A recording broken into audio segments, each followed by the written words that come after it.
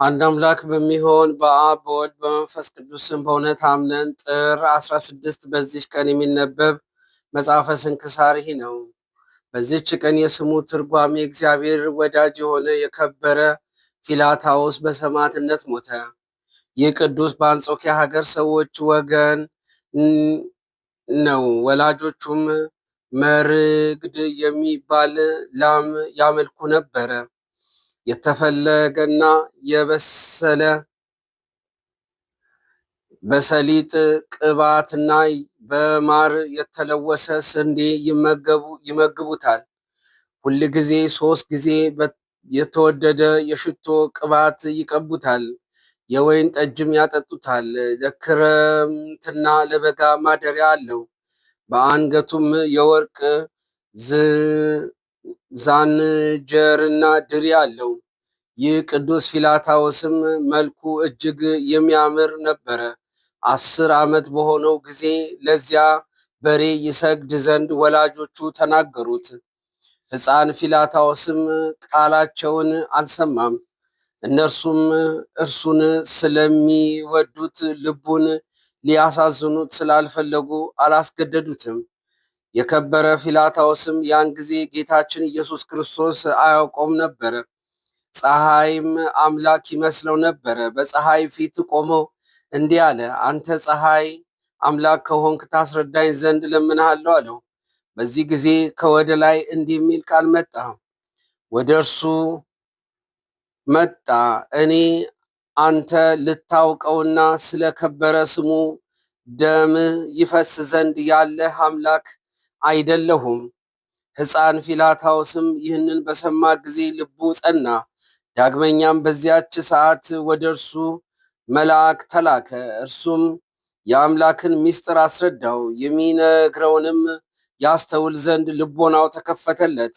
ከዓለም ፍጥረት ጀምሮ የክብር ባለቤት መድኃኒታችን ክርስቶስ ሰው እስከሆነበት ድረስ የሆነውን ይነግረው ጀመረ። በልቦናውም እጅግ ደስ አለው። ከዚያችም ዕለት ወዲህ ሁል ጊዜ አብዝቶ የሚጾምና የሚጸልይ ሆነ። ከብቻውም እንጀራና ጨው በቀር አይበላም። ለድሆችና ለምስኪኖች ምጽዋት ይሰጣል። ከዓመትም በኋላ ወላጆቹ አሰቡ። ለልጃቸው ባልንጀሮች ምሳ አዘጋጁ። ሳይበሉና ሳይጠጡ አስቀድሞ ልጃቸው ፊላታዎስ ለዚህ በሬ ዕጣን እንዲያሳርግ ፈለጉ። ሕፃኑም ፊላታዎስም በበሬው ፊት ቆሞ ሰዎች የሚያመልኩህ አንተ በእውነት አምላክ ነህን? አለው። ያን ጊዜ ከበሬውም እንዲህ የሚል ቃል ወጣ፣ እኔ አምላክ አይደለሁም፣ ሰይጣን በእኔ ላይ አድሮ ሰዎችን እንዳስት አደረገኝ እንጂ። ይህንንም ብሎ ያ በሬ ተነስቶ የቅዱስ ፊላታዎስን ወላጆች በቀንዶቹ ወግቶ ገደላቸው። ፊላታዎስም ያንን በሬ ይገድሉት ዘንድ አመድ እስከሚሆን በእሳት አቃጥለው በንፋስ ይበትኑት ዘንድ አገልጋዮቹን አዘዛቸው። እርሳቸውም እንዳዛቸው አደረጉ። የወላጆቹም በድኖች ወድቀው ነበረ። እግዚአብሔርም ጸጋውን አሳድሮበታልና ቅዱስ ፊላታዎስ በወላጆቹ በድኖች ላይ ጸለየ። ነፍሳቸውንም ተመልሳ በዚያ ጊዜ ተነሱ። በሲኦል ካዩት ስቃይ ነገሩት። ከዚህም በኋላ ቅዱስ ፊላታዎስና ወላጆቹ በአብ በወልድ በመንፈስ ቅዱስ ስም የክርስትና ጥምቀትን ተጠመቁ። ሀብተ ፈውስም ተሰጥቶት በጸሎት በሽተኞችን የሚፈውስ ሆነ። ወሬውም በንጉሥ ዲዮቅልጥያኖስ ዘንድ ተሰማ። መልእክተኞችም ልኮ ወደ እርሱ አስቀረበውና ለአጶሎስ ዕጣን ያሳርግ ዘንድ አዘዘው። ብዙ ቃል ኪዳንም ገባለት። ባልሰማውም ጊዜ በየአይነቱ በሆነ ስቃይ ያሰቃዩት ዘንድ አዘዘ። በአለንጋዎችም ገረፉት። በሆዶቹ ላይ የሚከብድ ድንጋዮችንም አድርገው፣ እርሱ ግን በክብር ባለቤት ጌታ ኢየሱስ ክርስቶስ ኃይል የጸና ነው። ከዚህም በኋላ ንጉሡና የረከሱ አማልክቶቹን ሊረግማቸው ጀመረ። ንጉሡም አፉን ይመታው ዘንድ ምላሱንም ይቆርጡ ጥርሶቹን ይሰብሩ ዘንድ አዘዘ። ጌታችንም ያለ ጥፋት ጤነኛ አደረገው። ከዚህ በኋላ ንጉሥ ይሸነግለው ዘንድ መልካም ቃል ሊገባለት ጀመረ። የከበረ ፊላታዎስ ግን ሲዘብትበት ለጣዖችም እንደሚሰዋ ቃል ገባለት። ንጉሱም እውነት ስለመሰለው ደስ አለው። አጶሎስንና አገልጋዮቹን ለጣዖታትም የሚገዙትን ሁሉ እንዲያመጧቸው አዘዘ። ዳግመኛም በከተማው ውስጥ አዋጅ ነጋሪ ይዞር ዘንድ አዘዘ።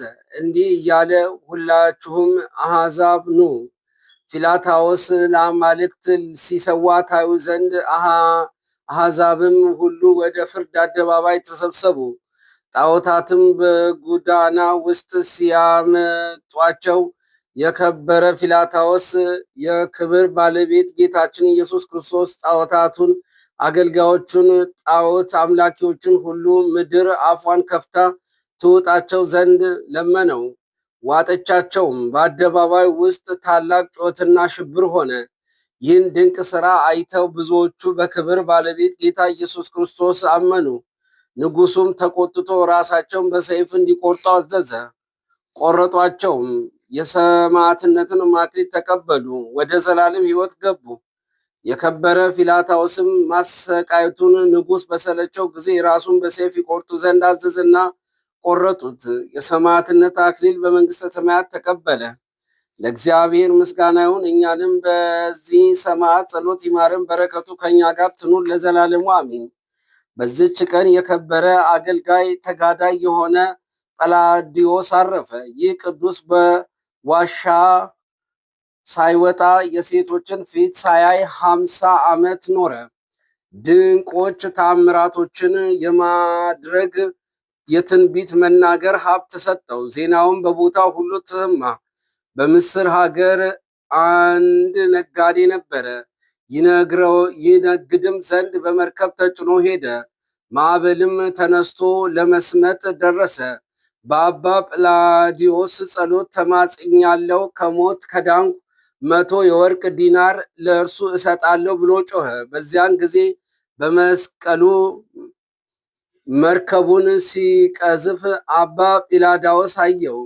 ወደ ወደቡም አደረሰው። ከዚህ በኋላ ወደ ሀገር ውስጥ በደረሰ ጊዜ ያ ነጋዴ ፈረስ ተከራይቶ ያንን 100 የወርቅ ዲናር ይዞ ወደ አባ ጲላዲዮስ ሄደ። በመሸም ጊዜ በአንዲት አገር በእንግዳ ማደሪያ ውስጥ አደረ። በዚያም ሞሪት የሚባል ሰው አግኝቶ በልቡ ያለውን ሁሉ ምስጢሩን ነገረው። ሞሪትም እኔ ቦታውን አውቀዋለሁ፣ ወደ እርሱ አደርሰሃለሁ አለው። በማግስቱም ሁለቱም ወደ አባ ጲላዳዎስ ሄዱ። በደረሱ ጊዜ ሰላምታ ሰጡት። ነጋዴውም ያንን ያመጣውን ወርቅ ሰጠው።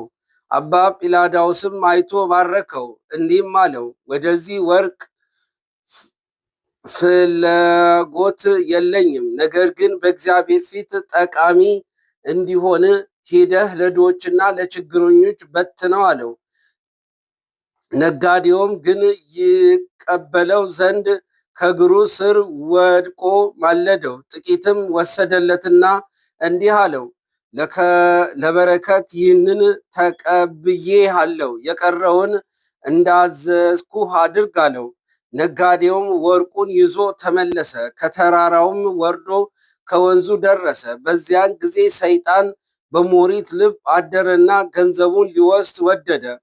በአደገኛነትም በላዩ ተወርውሮ ገደለው። በሌሊትም በድኑን ተሸክሞ ወስዶ በአባ ጲላዳዎስ ደጅ ጣለው። በማግስቱ ወደ ሀገሩ ገዢ ሄዶ ስለ ሟቹ ነገረው። መኮንኑም ወደዚያ በደረሰ ጊዜ አባ ጲላዳዎስን ይዞ ጽኑ እስራትን አሰረውና ስለ ሞተው ሰው ሊመረምረው ጀመረ። እርሱም እኔ አልገደልኩትም አለ። ወደ ሞተውም ቀርቦ ቃሬዛውን ይዞ ረጅም ጸሎት ጸለየ። በድን ሆይ ማን እንደገደለ ተነስተ ትናገር ዘንድ በእግዚአብሔር ስም አዝሃለሁ አለው። ወዲያውኑ የሞተው ተነስቶ ስለ ገንዘቡ ሞሪት እንደገደለው ተናገረ። መኮንንም ይህን ድንቅ ተአምር ባየ ጊዜ ደነገጠ። ለአባ ጲላዲዮስም ሰገደለት። በላዩም ከፍ ስላደረገው ተጸጸተ። ሞሪትንም ሊገለው ወደደ። አባ ጲላዳዎስም አስተወው። ከብዙ ተጋድሎ በኋላ እግዚአብሔር ደስ አሰኝቶ አገልግሎቱ በመልካም ሽምግልና አረፈ። ለእግዚአብሔር ምስጋና ይሁን። እኛንም በዚህ ጻድቅ ጸሎት ይማረን፣ በረከቱ ከእኛ ጋር ትኑር ለዘላለሙ አሚን። በዚህች ዕለት የቅዱስ ፊላታዎስ ማህበር የሆኑ 10,503 መኮንኖች በሰማዕትነት ሞቱ። በረከታቸው ከእኛ ጋር ትኑር ለእግዚአብሔር ምስጋና ይሁን አሚን። በዚህች ዕለት ደግሞ የቅዱስ ቂርቆስ ማህበር የሆኑ 11,004 ሰራዊት በሰማዕትነት ሞቱ። በረከታቸው ከኛ ጋር ትኑር ለእግዚአብሔር ምስጋና ይሁን አሜን። በዚህች ዕለት የእስክንድሪያው ሊቀ ጳጳስ የከበረ አባት አባ ዮሐንስ አረፈ። እርሱም ለአባቶቻችን ሊቃነ ጳጳሳት 48ኛ ነው። ይህ አባት ከታናሽነቱ በአስቄጠስ ገዳም በአባ መቃርስ ቤተክርስቲያን ውስጥ መንኩሶ ፍጹም ተጋዳይ በፍጹም በጸሎት በመትጋት የተጠመደ ሆነ። በእግዚአብሔር ተመርጦ በሰማዕቱ ቅዱስ ሚናስ ቤተክርስቲያን ሊቀ ጳጳሳት አባ ሚካኤልና ቅስና ተሾመው። የቤተ ክርስቲያን ገንዘብ ሁሉ ምድሩን በውስጧ የሚገባውን መባን በስዕለቱን አስረከቡት። መልካም አስተዳደርም አስተዳደሩት። በሰላም በፍቅር አገለገለ። ከእርሱም አስቀድሞ የነበረ ሊቀ ጳጳሳትም አባ ሚናስን ባረፈ ጊዜ የሚሾሙት ሊቀ ጳጳሳትም ይመርጠው ዘንድ ኤጲስቆጶሳቱና መምህራኑን ተሰበሰቡ። ብዙዎቹንም መርጠው ስማቸውን በክርታስ ጻፉ። እንደ ጻድቅ ሰውም በሰማዕቱ ቅዱስ ሚናስ ቤተ ክርስቲያን የተሾመውን ቄስ ዮሐንስን ለምን ረሳችሁት አላቸው። ሁሉም በእውነት እርሱ ለዚህ ሹመት የተገባ ነው አሉ። ከዚህ በኋላ ስሙን በክርታስ ጽፈው ከእነዚህ ጋር ቀላቀሉት። በመሰዊያው ላይ አድርገው 3 ቀኖችን ሲጸልዩ ሲቀድሱ ኖሩ። ከዚያ በኋላ ሕፃን አምጥተው አንዷን ክርታስ እንዲያነሳ አዘዙትና በውስጧ የዚያን ቅዱስ ስም ያለበትን አነሳ። አይተውትም መልሰው በክርታሳቸው ጋር ቀላቀሏት። ሌላ ሕፃን አመጡና እነርሱም ያችን ክርታስ ደግሞ አነሳት። አይተውም እንደ ቀድሞ መልሰው ቀላቀሏት። 3ኛ ሕፃን አመጡ። እርሱም የዚህን አባት ዮሐንስን ስም ያለበትን ይህችን ክርታስ አነሳ። እግዚአብሔር እንደመረጠው ተረዱ። በዚያም በኋላ ያለ ውዴታ ይዘው በእስክንድሪያ ሀገር ላይ ሊቀ ጵጵስና ሾሙት። በተሾመ ጊዜ እንደ ሐዋርያት አጠበቅ መንጋዎቹን ጠበቀ። ወደ እግዚአብሔርም የሚያደርሱ መጽሐፎችን ያነብላቸው ነበረ። በበጎ ስራቸውንም በቀናች ሃይማኖት የሚያጸናቸው ሆነ። ችግር ላለበት ሰው ሁሉ አብዝቶ የሚራራ የሚመጸውት ሆነ።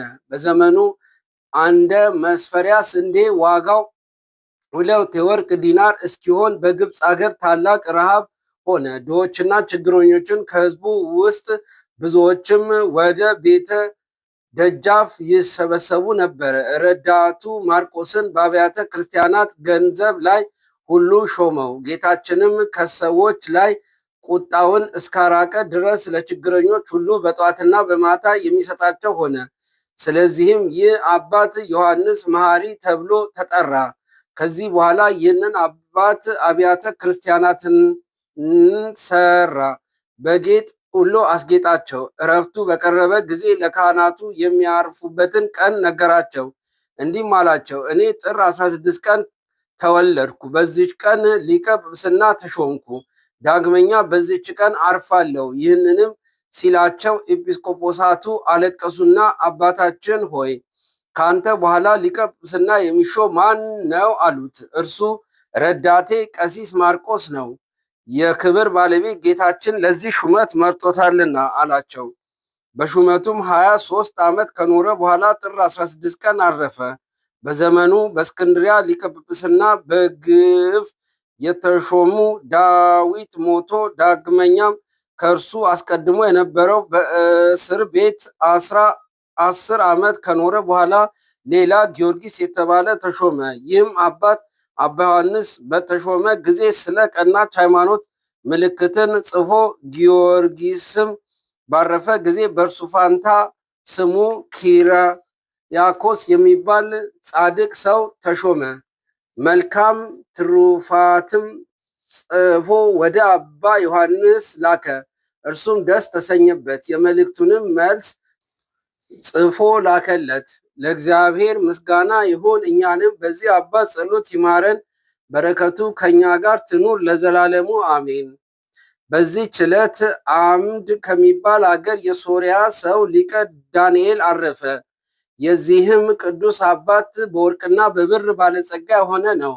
አባቱም በሞተ ጊዜ የሀገር አምድ ጳጳስ አባ ዲዮናሲዎስ ይህንን ቅዱስ አሳደገው፣ የቤተ ክርስቲያንም ትምህርት አስተማረው። ከዚህ በኋላ ዲቁና ቅስና ሾመው፣ የምንኩስና ልብስን አለበሰው። ሀብተ ፈውስም እስከተሰጠው ድረስ ከሰንበት እስከ ሰንበት ሳይበላ በጾም በጸሎት ጸንቶ ኖረ። ከዚህ በኋላ የሴቶች ፊት እንዳያይ ፈጽሞ በስዕለት አደረገ። እናቱም ወሬውን በሰማች ጊዜ ወደ እሱ መጣች፣ ታየውም ዘንድ ላከችበት። እርሱ የሴቶችን ፊት እንዳያይ ስዕለትን ተስያለሁ አላት። እርሷም እኔ እናት አይደለሁምን? እንዴት እንዲህ እንደ ሌሎች ሴቶች ታስመስለኛለህ? አለች። እምቢ ባላትም ጊዜ ክንብንቧን ገልጣ ሁለት ሴቶች አንድ ልብስ ለብሰው እያዩ ሲጠቃቀሱብህ እግዚአብሔር ያሳይም ብላ ረገመችው። ከጥቂት ቀን በኋላ አንድ ምዕመን ሰው ለሊቀ ዳንኤል 300 የወርቅ ዲናር ወሰደለት። በማታም ጊዜ ከሊቅ ዳንኤል ደጃፍ ሲደርስ ከእርሱ ጋር ያለው ወዳጅ ስለ ገንዘቡ ፍቅር በላዩ ተነስቶ ገደለው። ስለ ሟቹም የአምድ ንጉሥ በሰማ ጊዜ አባ ዳንኤልን ያቀርቡት ዘንድ አዘዘ። በውሽባ ቤት ያሉ ሁለት ሴቶች የአባ ዳንኤልን መምጣት ወሬ በሰሙ ጊዜ ከችኮላቸው ብዛት የተነሳ ያዩ ዘንድ አንድ ልብስ ለብሰው ወጡ። አባ ዳንኤልም እናቱ የተናገረችው ስለደረሰበት ፈገግ ብሎ ሳቀ። ንጉሱም ስለሞተው ሰው አባ ዳንኤልን በመረመረው ጊዜ እኔ አልገደልኩትም፣ ነገር ግን የገደለውን ራሱ ይናገር አለ። በዚያ ጊዜ ሟቹ በአባ ዳንኤል ጸሎት ተነስቶ ገዳዩን ተናገረ። ይህንንም ድንቅ ተአምር ንጉሱ እና ሕዝቡ ሁሉ አይተው በአባ ዳንኤል ፊት ሰገዱ። በቅዱሳንም ላይ ድንቅ ስራ የሚሰራ እግዚአብሔርን አመሰገኑት። ከዚህ በኋላ ለአባ ዳንኤል እጅ መንሻ ንጉሥ ብዙ ወርቅና አመጣ። አባ ዳንኤልም ከእርሱ መቀበልን እምቢ ባለ ጊዜ ንጉሥ ገዳምን ሰራለት። ብዙ መነኮሳትም ተሰበሰቡ። ወደ መልካም ሽምግልና በደረሰ ጊዜ ጥቂት ታመመና በሰላም አረፈ። በረከቱ ከኛ ጋር ትኑር። ለእግዚአብሔር ምስጋና ይሁን አሚን። የተመሰገነ አብ ልዑል ነው። የተመሰገነ ወልድ ክቡር ነው። የተመሰገነ መንፈስ ቅዱስ ታላቅ ነው።